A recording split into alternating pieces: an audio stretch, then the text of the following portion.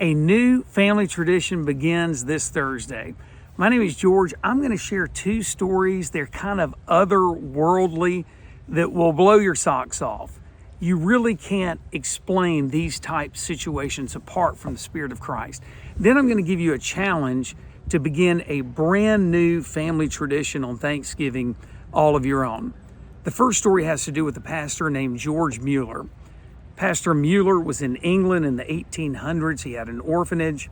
And one day with 300 kids, the housemaid told him, the children are dressed, they're ready, but they have no food. George Mueller said, set the table.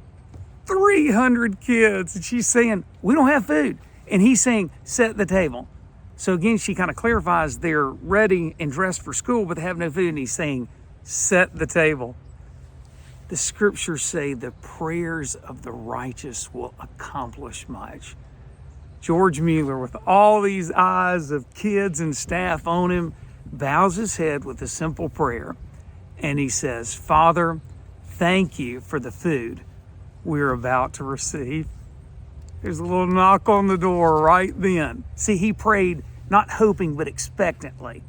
Like Psalm 5, I think verse 3 says, I will order my prayer to thee in the morning and eagerly or expectantly watch. Well, there's that knock on the door. It just so happens to be a baker that said he couldn't sleep all night because the Lord put on his heart he was supposed to give bread to the kids.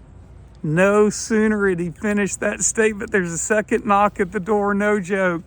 And it was a milkman whose cart had broken down. He was afraid his milk would spoil, and he said, can I donate it to the orphanage? You see, God provided exceedingly abundantly beyond what even somebody like George Mueller could think or imagine, like the scriptures tell us. What's my second story? That one's about receiving. What about giving?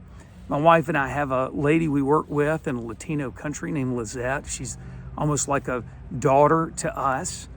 And I spent time with her last week and we were translating. She said, George, I've been praying about where I can give to some other people. Well, in her country, the average salary is $45 a month. $45 a month, average salary. A pair of tennis shoes is $25. Well, in that perspective, she said, I did a video that I put together about some children in Honduras and some orphans and some kids living underneath the bridge. She said, I want to give a little something to them. This is what I've prayed for and that God would have me share. She gave me $100.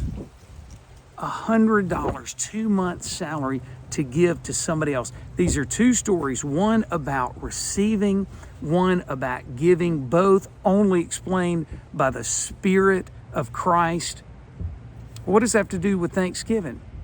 We get together at Thanksgiving, and instead of just getting the religious person to say a quick prayer and eating our food, I have a time of sharing where we tell those kind of stories of others or ourselves where God has given us something amazing or provided and things that we're thankful for. So that's my challenge to you.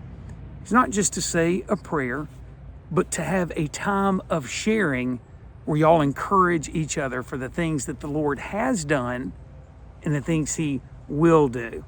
I look forward to hearing about your new family tradition that begins this Thursday. My name is George, and by the way, Jesus said, for those who have ears to hear, let them hear. I'm still fired up about those two stories. So encouraging. God bless you.